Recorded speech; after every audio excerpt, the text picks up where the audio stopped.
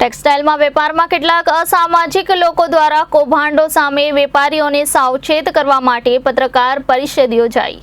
અમદાવાદ શહેરમાં છેલ્લા કેટલાક સમયથી ટેક્સટાઇલ વિભાગમાં છેતરપિંડીના બનાવ જોવા મળી આવે છે।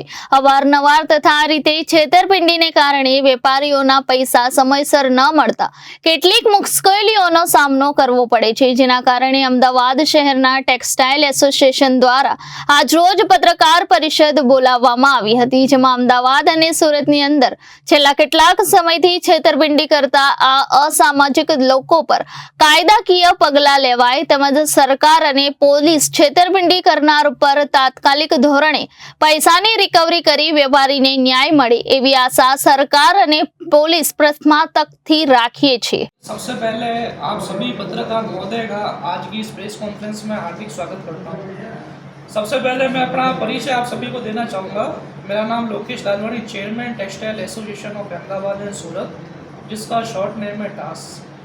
आज की इस प्रेस कॉन्फ्रेंस का विषय है कपड़े बाजार में होने वाले फ्रॉड और स्कैम को लेकर।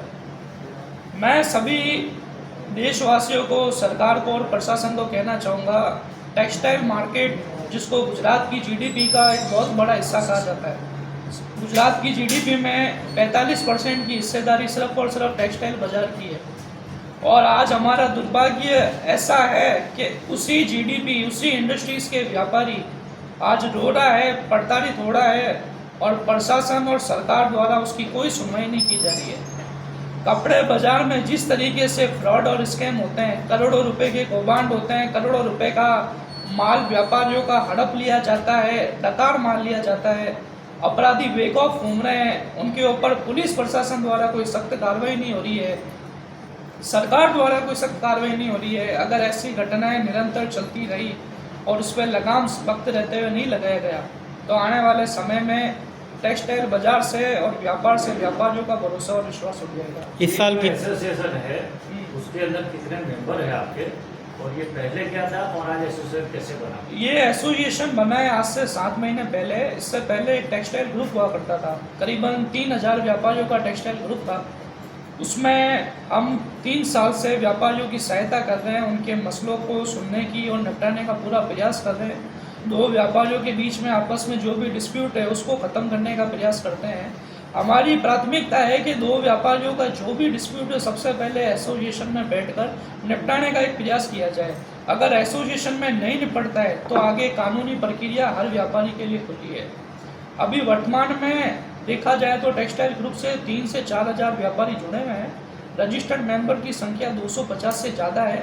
मेंबर्स प्रतिदिन कार्यालय पर आते हैं, विजिट करते हैं, रजिस्ट्रेशन लेते हैं, अपनी समस्याओं का निराकरण के लिए एसोसिएशन से पूरी सहायता लेते हैं। एसोसिएशन के अंदर कौन से शहर के लोग जुड़े हुए हैं? जो व्यापारी है आपसे वो कौन कौन से शहर से जुड़े हुए हैं? ये बेसिकली अहमदाबाद और सूरत के बाज़ार के व्यापारियों के लिए बने हुए हैं। इसके अलावा भारत के किसी भी प्रदेश का, किसी भी शहर का व्यापारी जुड़ सकता है।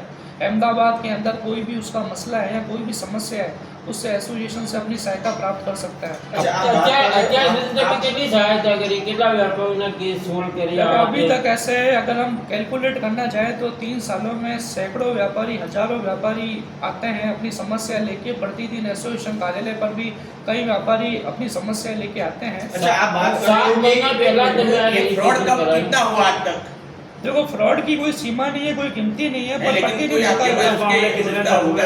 देखो कपड़े बाजार में 15-15 करोड़ रुपए के तो समझो सिंगल पार्टियों के फ्रॉड है। ऐसे आप ऑल ओवर फ्रॉड की आप कैलकुलेशन करोगे तो उसमें आपको एग्जैक्ट आंकड़ा अच्छा, बात कर रहे हो कि 15 करोड़ का फ्रॉड अभी तक हुआ है। अहमदाबाद में ऐसा कोई फ्रॉड हुआ है? आपने पुलिस कंप्लेंट की है, वहाँ से क्या रिस्पॉन्स मिल रहा है? सर मैं आपको बताऊं, पुलिस कंप्लेंट की अगर आप बात करते हो, आप एक बार एसआईटी चले जाओ, आपको आंकड़े मिल जाएंगे कितने पुलिस में मामले पेंडिंग पड़े। आप क्राइम ब्रांच में चले जाओ, वहाँ से आपको सरकार आंकड़े दे देगी, प्रशासन आंकड़े दे देगी कितने मामले पेंडिंग। 15 करोड़ की बात आप करो, बहुत बड़ी रकम है। जो व्यापारी आपको कोई लिखित में कागज या कुछ दिया है आपके पास? बिल्कुल सर, हमारे पास में ऐसे करोड़ों के आए दिन स्कीमों के लिखित में शिकायतें आती व्यापारियों की। और आप जो कह रहे हो ये बहुत बड़ी रकम है, मैं कहता हूँ ये मामूली रकम है। सूरत की आप बाजारों में जाओ, वहाँ 25-25, 30 करोड़ रुपए के मामले चल रहे हैं। आपकी मीडिया में खबरें प्रकाशित होती है। आप कौभांड की बात कर रहे हो कि अहमदाबाद हो या फिर सूरत हो, अलग अलग शहर में जो कौभांड हो, व्यापारी टेक्सटाइल में जो जुड़े हुए उनके साथ कौभांड हो रहे हैं, किस तरह से कौभांड व्यापारी के साथ होता है?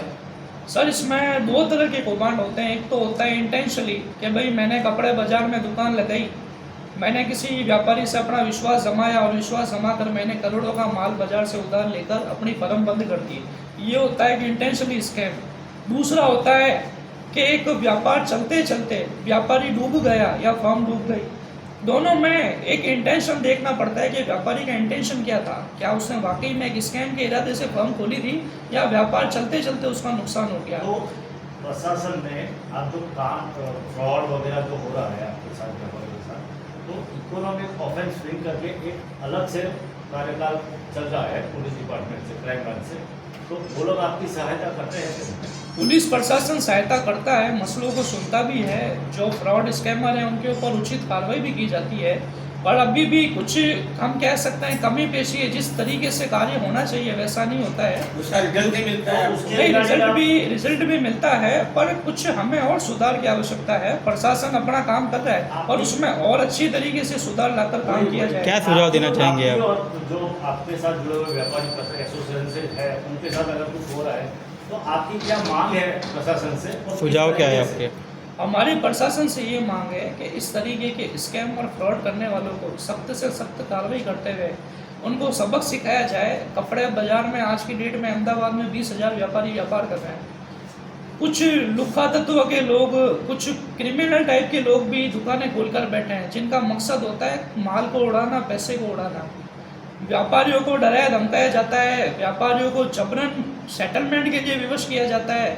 लोगों की गैंग बाजारों में आकर बैठकर एक व्यापारियों को प्रताड़ित करती है और इस तरह की घटनाएं काफ़ी हो चुकी है इस बाजार में। अभी अभी एसोसिएशन बनी है, हम ऐसी घटनाओं पर सख्ती से कार्य कर रहे हैं। ऐसी लुक्खा गैंग को भी हम पकड़वा कर पुलिस के हवाले करवा रहे हैं, ताकि बाजार में एक जो व्यापारी के अंदर शांति का माहौल है, एक डर का माहौल है, भय का माहौल ना रहे। और ये सारे प्रयास पुलिस के मार्फत हम कर रहे हैं, पुलिस सहयोग भी करती है, पर कहीं कहीं पर कुछ कमी पेशियाँ रह जाती है, जिसकी वजह से पूर्ण इंसाफ नहीं मिल पाता है। अब तक गवर्नमेंट में उसमें क्या रोल है? गवर्नमेंट में ऐसा रूल है कि कोई भी व्यापारी के साथ फ्रॉड होता है तो इकोनॉमिक ऑफेंस जो अलग से एक कपड़े बाजार के लिए बनी हुई है, पुलिस प्रशासन की जो एक विभाग बना हुआ है, उसमें व्यापारी अपनी अर्जी लगाता है। उसके बाद पुलिस को अगर लगता है कि व्यापारी के साथ कोई छितरपिंडी हुई है, कोई फ्रॉड हुआ है, कोई स्कैम हुआ है, कोई व्यापारी के साथ जानबूझकर, तो 406, 420 जैसे मुकदमे भी दर्ज होते हैं। अगर उसमें षड्यंत्र में कोई और गैंग और ग्रुप शामिल है तो 120B जैसे प्रावधान भी लगते हैं। इस तरह की पुलिस द्वारा कार्रवाइयाँ होती है। पर अभी इस कार्रवाइयों को हम देखा जाए तो अगर पुलिस प्रशासन थोड़ा और सख्त हो जाए, अच्छा सा संज्ञान में ले ऐसे मामलों को सख्ती से, तो सुधार आ सकता है कपड़े बाजार में। आने वाले समय की 10 या 15 दिन में